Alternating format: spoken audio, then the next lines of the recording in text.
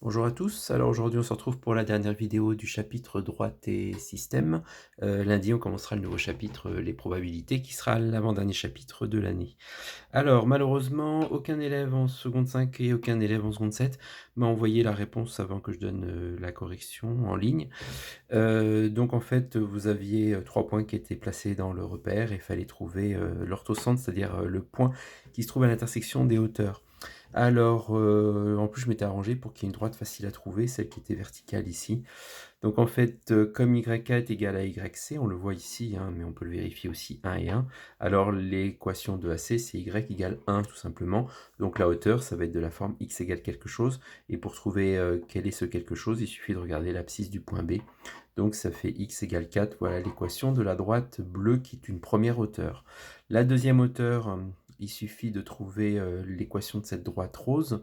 Comme elle est perpendiculaire en fait à AB, on cherche d'abord le coefficient directeur de la droite AB.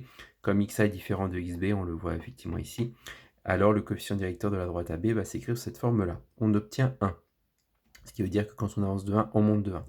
Eh bien, puisque les deux droites AB et CH sont perpendiculaires, le produit des deux coefficients directeurs est égal à moins 1. Donc on en déduit que le coefficient directeur de la droite rose, c'est moins 1. Une fois qu'on a trouvé le coefficient directeur, le petit moins 1 ici, qu'on remet ici, eh bien on obtient Y égale moins X plus P. Pour trouver P, il suffit de prendre un point sur la droite. Alors on ne peut pas prendre H puisqu'on ne connaît pas ses coordonnées. C'est le but du jeu, c'est de trouver. Par contre, on connaît les coordonnées de C. Donc on injecte les coordonnées de C dans cette équation et on en déduit l'ordonnée à l'origine, 8, qu'on retrouve d'ailleurs graphiquement 1, 2, 3, 4, 5, 6, 7 et 8. Donc 8. L'équation de la droite CH, c'est donc Y égale moins X plus 8. Pour trouver les coordonnées de H, eh bien, il suffit de dire que le point H est à l'intersection de CH et de BH. Donc les coordonnées vérifient les deux équations simultanément.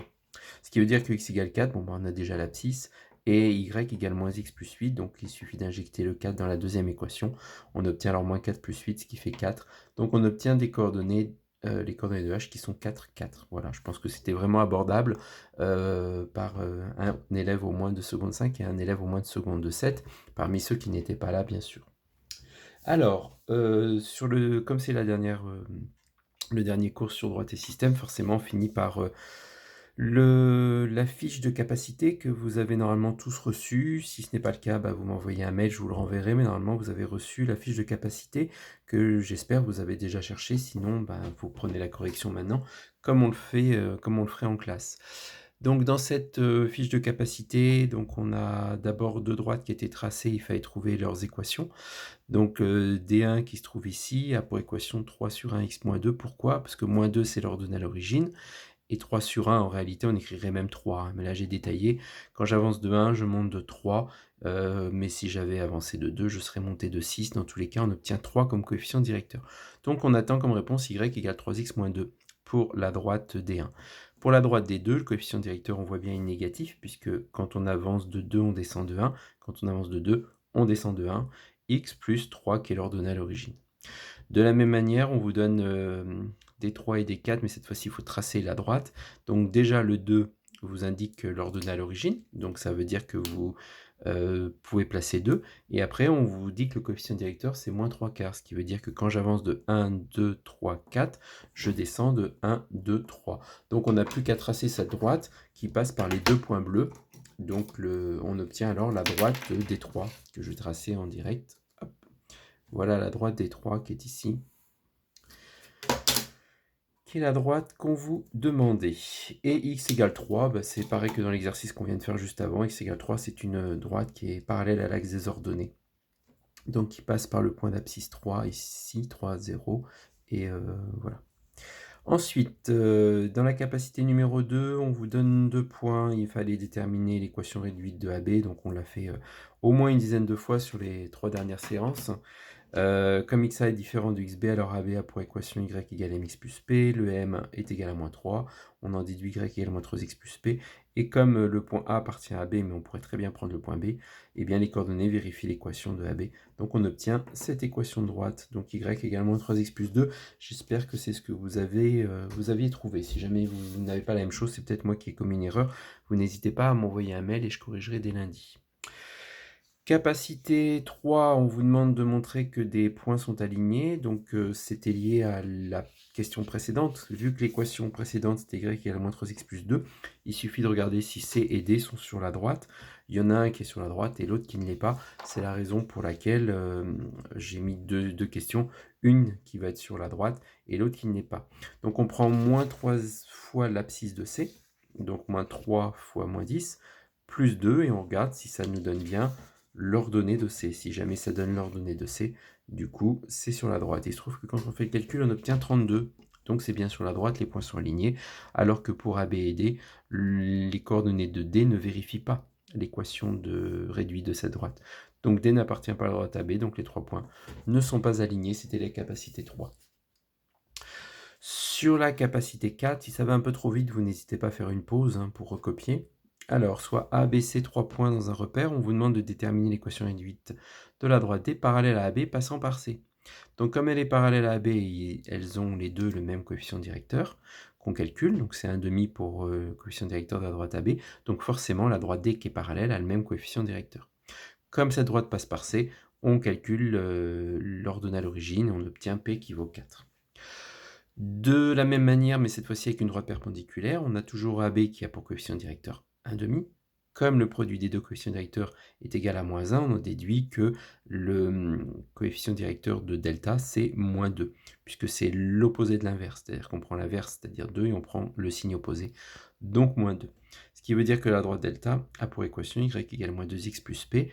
Or, C appartient à delta, donc ces coordonnées vérifient l'équation, et on obtient alors un delta. Une droite qui a pour équation y égale moins 2x moins 1. Voici les deux droites qu'on pourrait revérifier d'ailleurs graphiquement. Capacité 5. Alors, faites attention, il y a un 4 dans mon énoncé, donc n'oubliez pas de modifier. Donc du coup, par effet domino, les autres vont être faux aussi. C'est ça, ce sera 5, 6, 7 et non pas 4, 5, 6, puisqu'on vient de faire la capacité 4. Donc capacité 5, qui s'appellera D2. Eh bien, cette capacité, on vous donne 2 points, on vous demande de déterminer une équation cartésienne de la droite AB. Donc là, ça utilise le déterminant qu'on avait vu dans le chapitre précédent avec les vecteurs. Donc comme le point M de coordonnées Y appartient à la droite AB, eh bien, le déterminant de M et AB est égal à 0. AM a pour coordonnées x-1, y-4.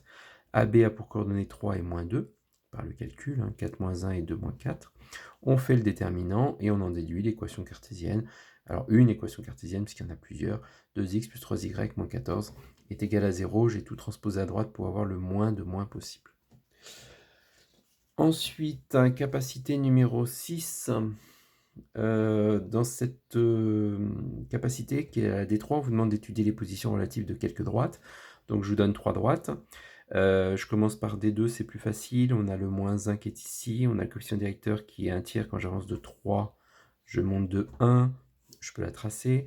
D3 est facile aussi, puisque 1 c'est l'ordonnée à l'origine. On me dit que moins 3 c'est le coefficient directeur, ce qui veut dire que quand j'avance de 1, je descends de 3. Je peux la tracer. Et enfin, la dernière qui est plus compliquée, parce que je n'ai pas son équation réduite, donc il faut dégager un vecteur directeur. Je vous rappelle que la formule c'est moins BA, donc on obtient moins B, donc 3 et A 1, donc 3, 1, ce qui veut dire que quand j'avance de 3, je monte de 1. Et il faut partir d'un point, et ce point, j'ai choisi x égale 0, j'en déduis que y vaut 2, parce que moins 3 fois 2 plus 6, ça fait bien 0.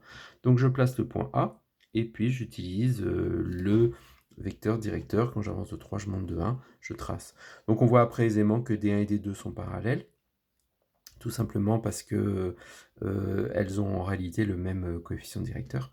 Donc ici, on a un coefficient directeur de 1 tiers pour D2, et là, si je détermine son équation réduite, je vais en déduire aussi que j'obtiens 1 tiers. Elles sont donc parallèles. D3 et D1 sont perpendiculaires. D3 et D1 sont perpendiculaires. Et parce que le produit des coefficients directeurs est égal à moins 1. Et D3 et D2 sont aussi perpendiculaires. Là, on le voit mieux. Le produit des deux coefficients directeurs, moins 3 fois 1 tiers, ça fait bien moins 1. Et enfin, pour terminer le chapitre, la capacité 7, donc, qui sera D4, c'est résoudre un système. En achetant 2 kg de fraises et 3 kg de cerises, Célia a payé 39,30 €. Et en achetant 3 kg de fraises et 4 kg de cerises, Enzo a payé 54,90 €. Quel est le prix d'un kilogramme de fraises et 1 kg de cerises? Donc j'appelle F le prix du kilogramme de fraises et C cerises. Généralement, je prends les initiales, c'est plus facile après quand on écrit le système. Donc 2F plus 3C, 2F plus 3C est égal à 39,30 et 3F plus 4C est égal à 54,90. On multiplie par 3 et par 2, on obtient alors 6 kg de fraises et 6 kg de fraises, mais 9 kg de cerises et 8 kg de cerises avec ces tarifs-là. Ne pas oublier de multiplier toute la ligne par 3. Certains ont fait des erreurs cette semaine et ils ont oublié de multiplier par 3 le nombre, final. Bien sûr, si on commande 3 fois plus, le prix va être 3 fois plus important.